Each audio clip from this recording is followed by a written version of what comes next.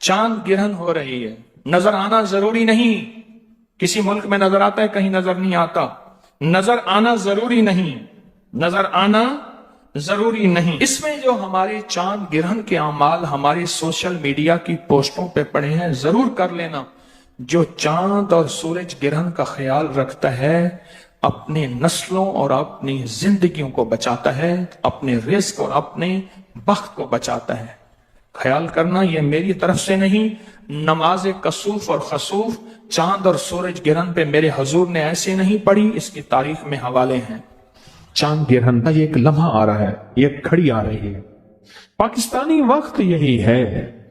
جس ملک میں، غور سے سمجھیے گا، پوری دنیا اس وقت میری آواز کو سن رہی ہے، جس ملک میں جو وقت ہوگا وہ اپنے ملک میں اپنے وقت کے مطابق کرے گا، عمل یہی ہوگا۔ اس دوران کرنا کیا ہے؟ اس دوران ہم نے دعا میں لگ جانا ہے، نفل میں لگ جانا ہے، تسبیح میں لگ جانا ہے۔ ضروری نہیں 4 گھنٹے، آپ کو جتنی تھوڑی دیر میں یہ عمل پورے ہو جائے۔ وہ یہ عمل ہے کہ چاند گرہن کے دوران آپ نے ایک بوتل میں پانی لے لینا ہے، بوتل میں پانی لینا ہے، اور پانی سامنے رکھ کے، بوتل سامنے رکھ کے آپ نے 17 بار پڑھنا ہے، 17 بار فلک اور 17 بار ناس۔ بس یہ عمل ہے، کیونکہ حضور سرور کونین صلی اللہ تعالی علیہ وسلم پہ آخری وار جو ہوا تھا، حضور کو قائل کرنے کا جو آخری وار ہوا تھا، اللہ کی طرف سے 2 فرشتے آئے، انہوں نے یہ عمل باقاعدہ بتایا، سکھایا، اور وہی آئی سورۃ فلک اور ناس کی۔ اب یہ جو فلک اور ناس جو اتری تھیں، آج بھی قیامت تک کوئی بندہ ایسا ہے جو زندگی کی بندشوں، پریشانیوں، ناکامیوں، مشکلات، مسائل، الجھنوں میں مبتلا ہے، آج بھی کوئی بندہ، اور وہ کہتا ہے میری زندگی تلخ ہو گئی ہے۔ اس سے کہیں ابھی ایک ساتھ آنے والی ہے چاند گرہن کی، ایک بوتل سامنے رکھے، اس میں پانی رکھے، اور کیا پڑھے؟ سورۃ فلک اور سورۃ الناس۔ توجہ سے اب الاخر دروشی، اور ہر دفعہ بسم اللہ الرحمن الرحیم ساتھ، اور اس بوتل میں دم کرے۔ اچھا، گھر کا ہر فرد اپنا بھی کر سکتا ہے، پورے گھر کے بھی کر سکتے ہیں، اور یہ ہدیہ اگر پورے گھر کی طرف سے کرنا ہے تو ہدیہ پورے گھر کی طرف سے ہوگا۔ گھر کے ہر فرد نے کرنا ہے تو ہر فرد اپنا ہدیہ دے دے۔ اسی طرح یہ جو فلک اور ناس کا عمل ہے، یہ بھی گھر کا ہر فرد کر سکتا ہے، اور چاہے تو پورے گھر میں سے ایک فرد بھی کر سکتا ہے۔ 17 دفعہ فلک اور 17 دفعہ سورۃ الناس، اس کا ڈھکنا کھلا رکھیں اور توجہ سے یہ اس پہ دم کرتے ہیں، کیا کر دیں؟ اور اس کا جو ہدیہ ہے وہ بھی پانی ہے، پانی کا ہدیہ بھی پانی ہے، پانی کا ہدیہ بھی پانی ہے۔ کسی قریبی مسجد پانی کا بل ادا کر دیں، کسی جگہ نل کا لگوا دیں، سبیل لگوا دیں، کسی سفید پوش کے گھر کے پانی کا بل دے دیں، یا لوگوں کو ٹھنڈا میٹھا پانی پلا دیں، اس کا ہدیہ بھی کیا ہے؟ پانی ہے۔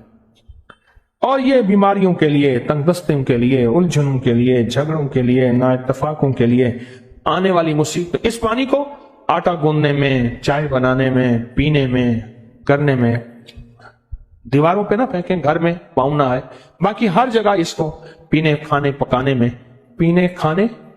میں اس پانی کو بڑھاتے جائیں، استعمال کریں، اور کوئی دم والا پانی پڑا ہے تو اس میں ملا لیں، ایک ہی ہو جائے۔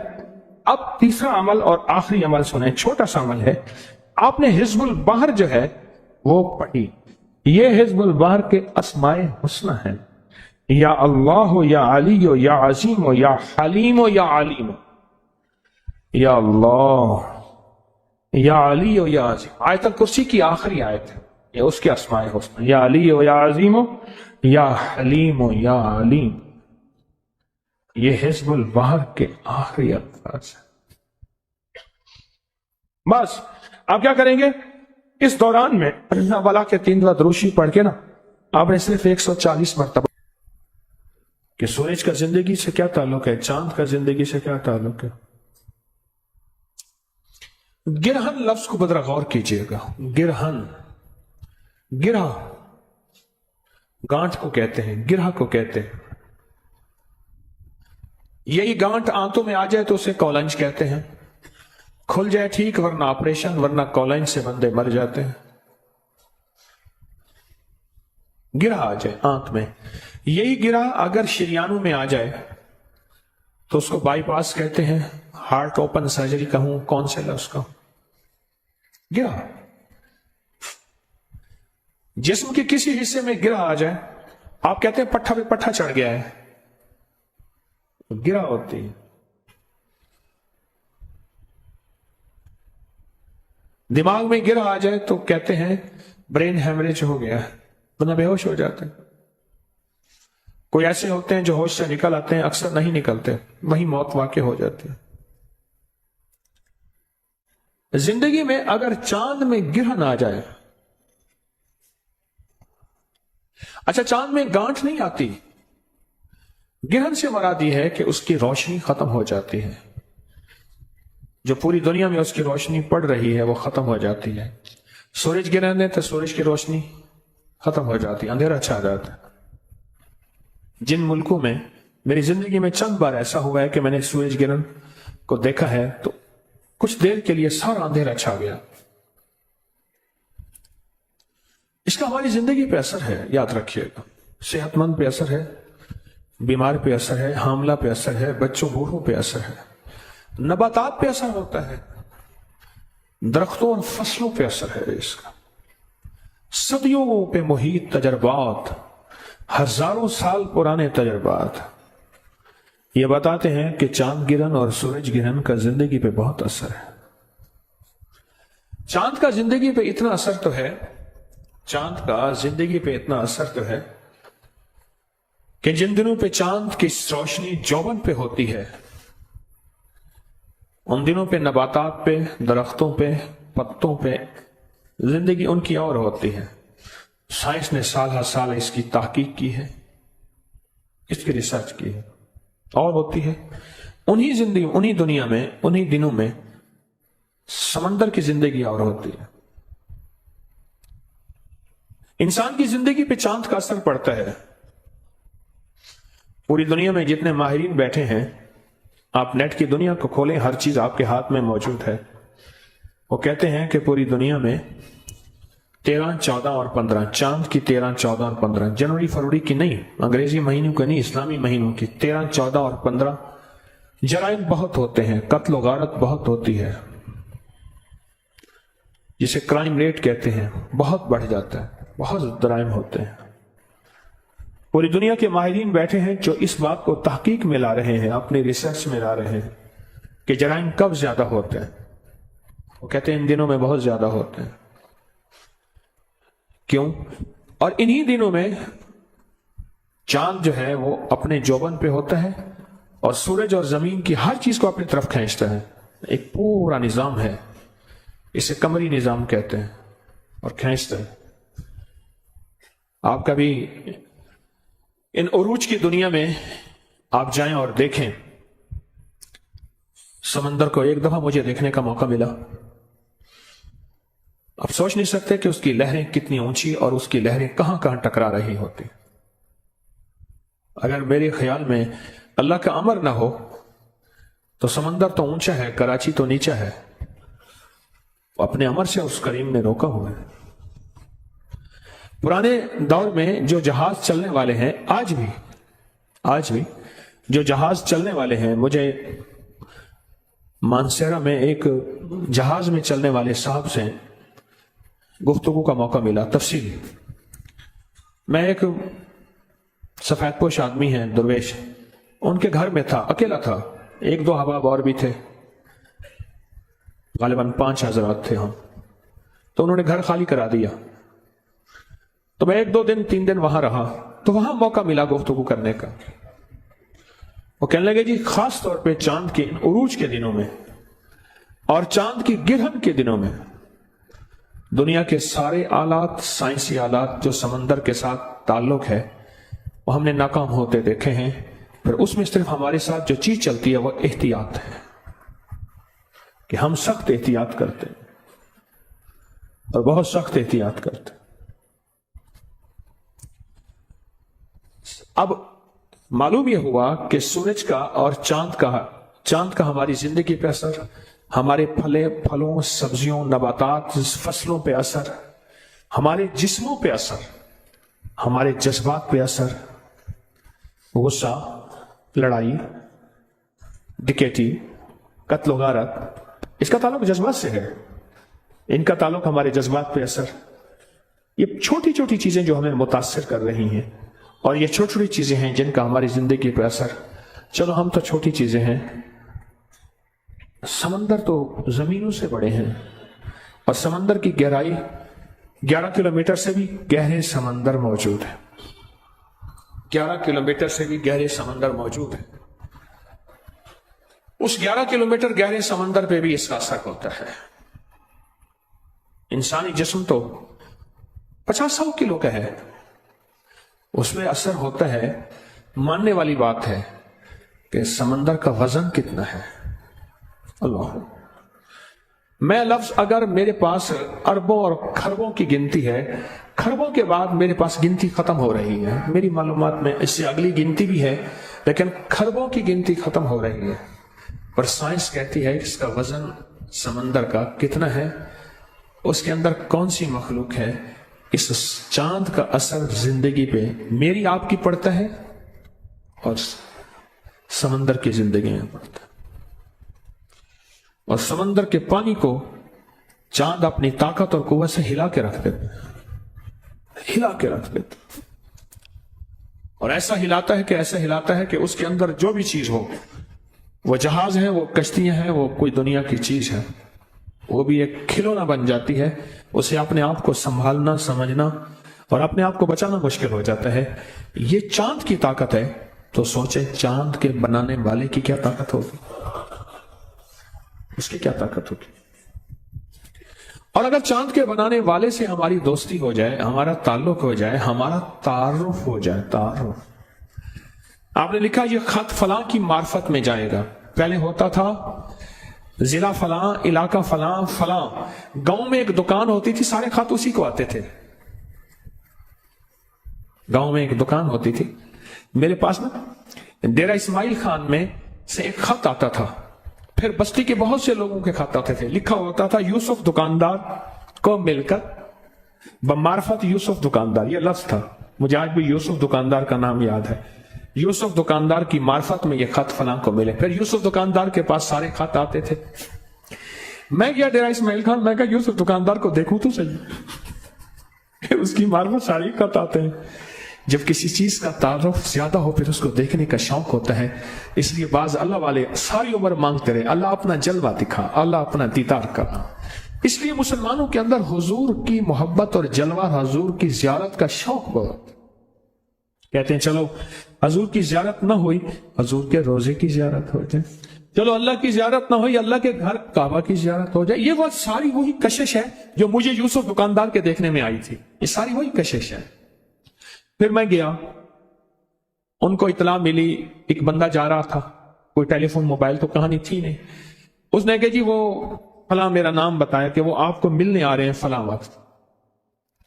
جب میں گیا تو ان کی دکان پہ گیا، یوسف دکاندار، چھوٹی سی دکان تھی گاؤں کی، دکان کو دیکھا، انہوں نے کہا جی وہ گھر آپ کا انتظار کر رہے ہیں، بندہ بیٹھا تھا، گھر مجھے لے کر گیا۔ انہوں نے گھر جو کمرہ صاف کرایا تھا وہ دھول سے بھرا ہوا تھا، وہ صفائی ہو رہی تھی، اسی کمرے میں مجھے بٹھا دیا، انہوں نے تازہ تازہ صاف کرایا تھا، ان کی محبت تھی۔ ایک وہ دھول کا کمرہ مجھے یاد ہے، ایک کوہاٹ میں گیا، ہمارا ایک پٹھان تھا، وہ کہتا تھا آپ ہمارے گھر ضرور آئے گا، بس دعوت دے گا آپ۔ ہمارا گھر سڑک کے بالکل قریب ہے، میں کوہاٹ کی طرف گیا تو سڑک کے قریب تو نہیں تھا، 5-10 کلومیٹر دور تھا، وہ کہہ رہے قریب ہے۔ جب وہاں گیا تو ان کا آپ شوق دیکھیں، جذبہ، سچا جذبہ دیکھیں۔ انہوں نے کورا برتن منگوایا، کورا نا مٹی کا ایک گلاس منگوایا، اس کو مٹی کے گلاس کو پانی میں پہلے ٹھنڈا نہیں کیا، اس میں دودھ ڈال کے سوڈا ڈال دیا، اور جو گرم ہوا، اب ان کا بوڑھا والد کہے گا نہیں حضرت صاحب آپ پیے گا، یار آپ بندوق نہیں نکالی، ورنہ بندوق سے بھی کھلاتے ہیں، پٹھان مہمان نواز ہیں، بہت مہمان نواز۔ اب میں کہوں، میں نے کہا حاجی صاحب، مجھے اور کوئی نام یاد تھی نا، میں نے کہا حاجی صاحب یہ گرم ہے، اب اس کو سمجھنا ہے کہ یہ گرم کیسے ہو سکتا ہے، ہم نے تو مٹی کے پیالے میں دیا ہے۔ وہ کہہ رہے نہیں آپ پیے گا، اپنے بیٹے کو فشتوں میں بلا کے کہے اور ڈالو. میں نے کہا ابھی ختم نہیں ہوا. میں نہیں آپ پیے گا. کوڑا پیالہ، کوڑے پیالے میں دودھ ڈال کے اوپر سوڈا ڈال دیا اور وہ جلتی پہ آگ کا کام ہوا، وہ اندر ابل رہا ہے. پھر میں ہاتھ میں لے کے دیکھ رہا ہوں، میرا ہاتھ بھی گرم. یا مجھے پھر یوسف دکاندار کے گھر کی وہ دھول یاد ہے. میں گیا، ان کا محبت خلوص، انہوں نے کمرہ تیار کیا، میں بیٹھا. یہ معرفت جو ہے نا، معرفت، میں بات معرفت سے کی تو پتہ نہیں کہاں چلا گیا. یہ جو معرفت ہے اگر کسی کی حاصل ہو جائے پھر اس کو ملنے اور دیکھنے کا تال اور شوق پیدا ہوتا ہے. چاند کے یہ حالات ہیں، چاند کے بنانے والے کی کیا طاقت ہوگی. سبحان اللہ و بحمدہ عدد خلقہ ورضا نفسہ وزنۃ عرشہ ومداد کلماتہ. یہ اس کے بنانے والے کی طاقت کو بیان کیا جا رہا ہے، جبکہ طاقت اس سے کہیں زیادہ ہے. اس سے کہیں اللہم انک ملیک مقتدر ما تشاء من امر یکون. ملک تیرا، اقتدار تیرا. ملیک مقتدر، اقتدار تیرا. ما تشاء، تو چاہتا ہے ہو جاتا ہے. ما تشاء امر ان یکون، بس تو چاہتا ہے ہو جاتا ہے. چاند کا زندگی پہ اثر ہے، ہماری صحت پہ اثر ہے. ہماری طب کی پرانی کتابوں میں ایک ٹوٹکا لکھا ہے کہ 13 اور 14 کے درمیان اپنی فلاں رگوں سے خون نکوالے صحت مند رہیں گے. اب سمجھ آتی ہے کہ وہ خون نکلانے میں جہاں اور صحت مندی ہوگی وہاں یہ صحت مندی بھی ہوگی کہ جنون، جذبات اور جوش میں آ کے کچھ کر نہیں پائیں گے. پھر ہماری روحانی کتابوں میں ایک بات لکھی ہے کہ آپ 13 اور 14 اور 15 اس درمیان میں یہ چاند کے عروج کے دن ہے، ٹاپ کے دن ہے، روزے رکھیں، جسے میرے آقا نے فرمایا یہ ایام 20 ہیں، ان 3 دنوں میں روزے رکھیں. چاند کا زندگی پہ اثر ہے، چاند کا صحت پہ اثر ہے، چاند کا سمندر پہ، پہاڑوں پہ، پرندوں پہ اثر ہے. آپ حیران ہوں گے، پرندوں پہ اثر ہے. یہ پرندے ان 3 دنوں کے اندر، جو پرندوں کی دنیا کی سائنس ہے میں اس کی بات کر رہا ہوں، ان 3 دنوں کے اندر میں نے کئی کبوتر پالنے والوں سے، پٹیر پالنے والوں سے، مرغ پالنے والوں سے، کتے پالنے والوں سے، پرندے رکھنے والوں سے کئی واقعات پوچھے کہ آپ کا کیا خیال ہے ان چاند کے عروج ماہ کہتے ہیں، یعنی چاند کا عروج کا جو دن ہے ان میں پرندوں پہ کوئی اثر پڑتا ہے؟ انہوں نے بتایا ہاں پڑتا ہے. پھر ہماری تعویذات اور عملیات کی کتابوں میں ان راتوں میں تعویذ لکھے جاتے ہیں. راتیں تو اور بھی ہیں، ان راتوں میں تعویذ لکھے جاتے ہیں اور کہا جاتا ہے کہ ان راتوں میں فلاں وقت میں اگر تعویذ لکھے جائیں ان کی طاقت اور تاثیر 1000 گنا بڑھ جاتی ہے. چیزیں اثر ڈالتی ہیں. آج لاہور کا موسم ٹھنڈا ہے، تھوڑا سا ایک ہوا چلی ہے، چیزوں نے اثر ڈالا ہے ہماری زندگی میں. آپ محسوس کریں. تندور میں سوئی گیس کی پکی روٹی ایک تاثیر نہیں رکھتی، وہی لکڑی کی پکی روٹی اس کا ذائقہ اور ہوتا ہے، وہی گوبر اوپروں کی پکی روٹی اس کا ذائقہ اور ہوتا ہے. اور حتیٰ کہ بکری کی مینگنیوں کے ساتھ پکی روٹی اس کا ذائقہ اور ہوتا ہے. میں نے وہ کھائی ہے. بکری کی مینگنیاں گاؤں دیہات میں اکٹھی کر لی اور ان کو تندور میں ڈالا، جلایا، تندور گرم کیا اور اس کو روٹی لگائی، اس کا ذائقہ اور ہوتا ہے. ہاتھ اور پانی کے ساتھ لگی روٹی کا ذائقہ اور ہے، اور جو تندوری لگاتے ہیں ہاتھ کے بغیر اس کا ذائقہ اور ہے. انچھنی روٹی کا ذائقہ اور، چھنی روٹی کا ذائقہ اور. پھر علاقے کی گندم ہوتی ہے، اس کا ذائقہ اور ہوتا ہے. کیونکہ ہمارا خاندانی باغات ہیں، باغوں کا تعلق زمین سے اور پانی سے ہے. پانی سے ایک دفعہ کی بات ہے کہ والد صاحب رحمۃ اللہ علیہ نے آم بھگائے ہوئے تھے. کچھ آم علیحدہ تھے، کچھ علیحدہ تھے. فرمانے لگے پہلے یہ کھا لو بعد میں یہ کھانا. کیوں؟ کہا ویرائٹی ایک انور رٹول ہے. یہ فلاں زمین فلاں ہستیوں نے، اللہ کے نیک بندوں نے ہمیں اللہ کا تعارف کروایا، اللہ کے جہان سے باخبر، اور اللہ کے جہان کے ساتھ ہماری معرفت، ہماری محبت، ہمارا تعارف، ہمارا تعلق یہ دیا. اچھا یہ سمجھ آئے گا نا، اللہ کی سمجھ آ جائے گی، پھر اللہ کی بنائی ہوئی ہر چیز سمجھ آ جائے گی. اللہ کی سمجھ نہیں ہے تو اس کی بنائی کسی چیز کی سمجھ کبھی نہیں آئے گی. ہمیں تو اللہ کی سمجھ نہیں. اللہ کی جب سمجھ آ جائے گی تو اللہ کی بنائی ہوئی ہر چیز ہمیں سمجھ آئے گی. اللہ کو سمجھیں. آپ کے پاس دعائے کمیل ہے ہاتھ میں سب کے؟ ہے. ہاں سب کے ہے. اگر نہیں ہے تو نیچے سے تیار ہے، نیچے پڑی ہے، نیچے تو بہت زیادہ پڑی ہے. آج ہم دعائے کمیل ساری سنیں گے، لیکن اس کو اللہ کے تعارف کے طور پہ سنیں گے، اللہ کے تعلق پہ سنیں گے. اللہ سے محبت، اللہ سے معرفت، اللہ کی منتیں، اللہ کی خوشامتیں، اللہ کے سامنے ہاتھ جوڑنا. نیچے پڑی ہے دعائے کمیل، خواتین کی طرف بھی ہوگی. لیکن پہلے ہم یہ دیکھیں کہ ہم سنیں گے کیوں؟ اس لیے سنیں گے. پڑی ہے نیچے، فری مل رہی ہے، مفت مل رہی ہے، آپ نے یقیناً لے لی ہے، اچھا کیا. نہیں لی تو فوراً لے لیں، فوراً چند لمحوں کے اندر. اگر نیچے والے حضرات ہیں تو اوپر لے کے آ جائیں، ان کو فوراً تقسیم کر دیں. نیچے والے حضرات اوپر لے کے فوراً آئے اور ان کو تقسیم کر دیں. ایک ایک لیں.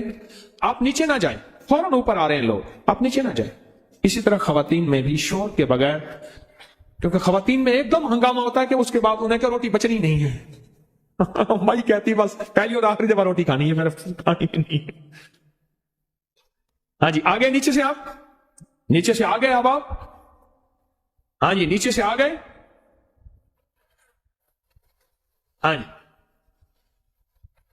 آگئے نیچے سے. ہاں بھائی آگئے. اب اس کو 3-4 بندوں میں پھیلا دیں. یہ بنڈل سارے 3-4 بندوں میں پھیلا دیں. پھر کہہ رہا ہوں کہ یہ دعا سیکھنی، سمجھنی، پہلے یہ دیکھنی ہے کہ یہ دعا ہے کیا. پہلے یہ دیکھنا ہے کہ یہ دعا ہے کیا. پہلے یہ دیکھیں اس دعا کا تعلق کیا ہے، تعارف کیا ہے اللہ کے ساتھ، اس کی محبت کے تانے بانے کیا ہے. اور اگلا سوال آپ سے ایک اور ہے، میری بات غور سے سنتے رہیں. بھائی ایک پل میں بانٹ دیں، دعا ابھی چلے گی. ایک پل میں بانٹ کے اپنے مقام پہ فوراً تشریف لے آئیں. دیر ہوگی اللہ والو، دیر ہو گئی. یہ برکت والی جگہ آپ نے چھوڑ دی. اپنی جگہ پہ بیٹھے تھے، اپنی جگہ آپ نے چھوڑ دی، کیونکہ اسی جگہ پہ ہی جو خیر ملنی تھی. مجبوراً اٹھ سکتے ہیں، مجبوراً اٹھ کے لے سکتے ہیں، لیکن اتنی دیر نہیں لگنی چاہیے تھی. اتنی دیر نہیں لگنی چاہیے. 3-4-5 بندے اور نیچے سے آ جائیں. 3-4-5 بندے اور نیچے سے آ جائیں جو بنڈل لے آئیں، اور پل میں ہی بانٹ دیں. پل میں ہی بانٹ دیں. آپ یہ دیکھیں کہ اس کے ترجمے پہ غور کرنا ہے. آپ اس کو کھولیں ذرا، اس کو کھولیں اور اس کے ترجمے پہ نظر رکھیں کہ اس کا ترجمہ کہاں ہے، اس کا ترجمہ کیا ہے. اس کے ترجمے پہ نظر رکھیں. اگر کیونکہ ہم عربی نہیں جانتے، اگر اس کے ترجمے پہ ہم نے نظر نہ رکھی، ہمیں وہ فائدہ اور فیض نہیں ملے گا جو ملنا چاہیے. ہمیں وہ نفع نہیں ملے گا. بھائی اٹھ کے خود لے آئیں، فوراً جا کے لے آئیں، جلدی کریں، لے آئیں. ہاں جی نیچے سے اور آگے حضرات. نہیں ابھی تک نیچے سے لوگ نہیں آ رہے، اٹھا کے لا نہیں رہے. شاید میری آواز نیچے نہیں جا رہی. ہاں جی دیکھیں اس کو بہت توجہ سے اس کے ترجمے پہ غور کریں. آپ ادھر ادھر نہ دیکھیں. جن کے پاس ہے اس کے ترجمے کو دیکھیں. اللہ والو، جن کے پاس ہے اس کے ترجمے کو دیکھیں. اس کا ترجمہ کیا ہے، اس کے ترجمے پہ غور کریں. تاکہ فلاں پانی کا یہ پانی پودا ہے، یہ میٹھے پانی اور لاجواب اس جگہ کا پودا ہے، اس کا ذائقہ، اس کا مزہ اور اس کا اور واقعی کھایا تو اور تھا. اچھا مجھے آپ بتا دیں، بکری کے دودھ کا ذائقہ اور بھینس کے دودھ کا ذائقہ اور سچ ہے گائے کا ذائقہ، اور پھر بھینس میں بھوری بھینس کا ذائقہ، اور بھینس میں بھی جو بھوری بھینس ہے اس کا ذائقہ اور. اچھا پھر وہ بکری جس نے جڑی بوٹیاں کھائی ہیں، اس کو میں نے صحراؤں میں تجربے کیے ہیں، دور دنیا کے کوئی آثار نہیں، میرا وہاں جانا ہوتا ہے، اس کا ذائقہ اور ہے. وہ بکری جو گھر میں پلتی ہے اس کا ذائقہ اور ہے. وہ بکری جو بندھی ہوئی ہے اس کا ذائقہ اور، جو کھلی ہوئی ہے اس کا ذائقہ اور اس کے مزہ بھی اور، تاثیر بھی اور، طاقت بھی اور. چاند کا زندگی پہ اثر ہے، پتہ نہیں چلتا. اثر ہوتا ہے، محسوس نہیں ہوتا. میں مغرب کی نماز پڑھ رہا تھا، مسجد کے صحن میں نا آگے پنکھے لگے ہوئے تھے، پیڈسٹل فین. ادھر بھی لگے ہوئے ادھر بھی لگے ہوئے. مجھے اگلی صف میں نماز مل گئی ایک طرف امام کی. تھوڑی دیر کے بعد نا ایک حاجی صاحب ہیں, بڑے باذوق آدمی ہیں, بوڑھے ہو گئے آپ بہت سارا, لیکن اب بھی کھانے پینے اٹھنے کے معاملے میں بہت زیادہ ان کے مزاج میں نزاکت ہے, بچپن سے بچپن تک. مجھ سے کہنے لگے کہ حکیم صاحب آئندہ یہاں نہ کھڑا ہوا کریں آپ, اور سنجیدہ ہو کے خیریت ہے. کہنے لگے آپ نے ایک خوشبو لگائی ہے, جب پنکھا آپ کی طرف آتا تھا خوشبو ہماری طرف آتی تھی, دیتے ہیں نہیں لگاتے ہیں, تو کھڑے کیوں ہوتے ہیں؟ مجھے یاد آیا میں نے فوا کے خوشبو لگائی تھی, جب پر میری طرف آتا تھا پنکھا یوں گھومتا ہے تو وہ خوشبو اٹھا کے پیچھے پھینک رہی تھی, پر مجھے محسوس نہیں ہو رہا تھا. اوروں کو بھی محسوس ہوا ہوگا پر باذوق آدمی کو محسوس ہو گیا.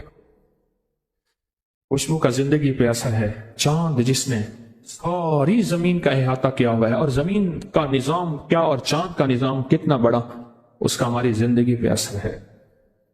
یہ اور بات ہے ہم نے محسوس نہیں کیا, ہم نے اسے عام زندگی سمجھا.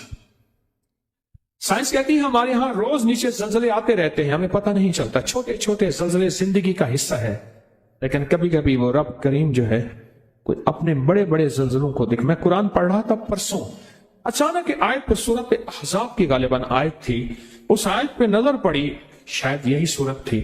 اس کے ترجمے پہ میں نے ایک دم نظر دی تو کہا کہ ہم سوتے ہوئے تمہیں اپنے زلزلے کے جھٹکے چکھائیں گے.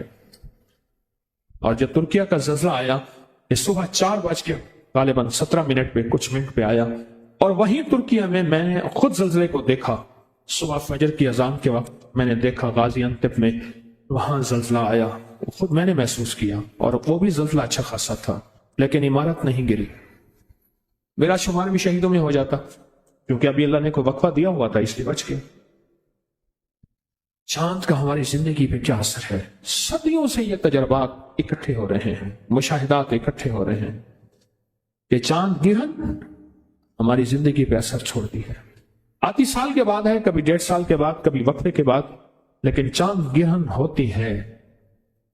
مزاجوں پہ بھی, طبیعتوں پہ بھی, پھلوں سبزیوں پہ بھی.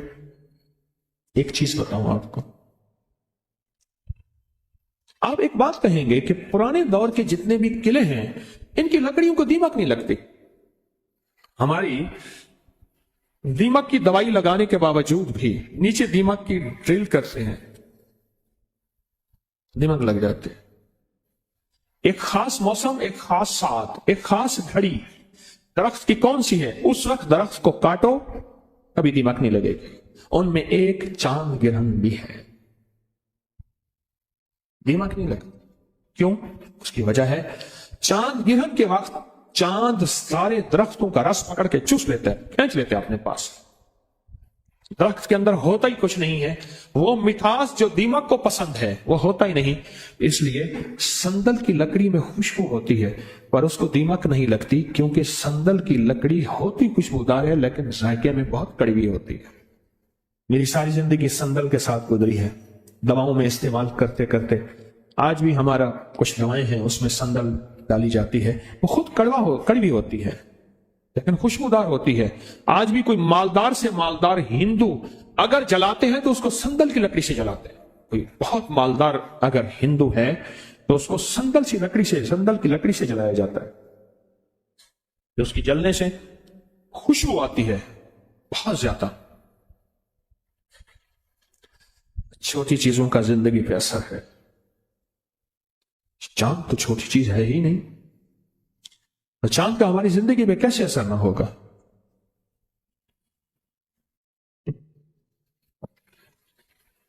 یہ دیکھیں, یہ گرج ہے, یہ گرج ہے. کتنا بڑا دھماکہ ہے یہ, ابھی ہمیں گرج محسوس ہوئی ہے, اوپر بادل بنے ہوئے ہیں. یہ اب میں اس کے اوپر بات نہیں کرتا. سائنس کہتی ہے کہ سینکڑوں ایٹم بم اگر کٹھے ہوں ان سے بڑی طاقتور ہوتی ہے یہ گرج. قدرت کا نظام, اللہ اس کو اوپر ہی سنبھال دیتا ہے. اس کو کہتے ہیں کتنی بلائیں ایسی ہیں, قرآن کہتے ہیں جب ہم ٹال دیتے ہیں اور تمہیں پتہ ہی نہیں چلتا. یہ گرج بھی وہی بلا ہے, ہم ٹال دیتے ہیں, اوپر سنبھال لیتے ہیں, تمہیں پتہ ہی نہیں چلتا. جب بھی چاند گرہن ہوئی انبیاء کرام اور خاص طور پہ میرے آقا حضور سرور کونین صلی اللہ تعالی علیہ وسلم کی زندگی میں آپ کا عمل کیا رہا؟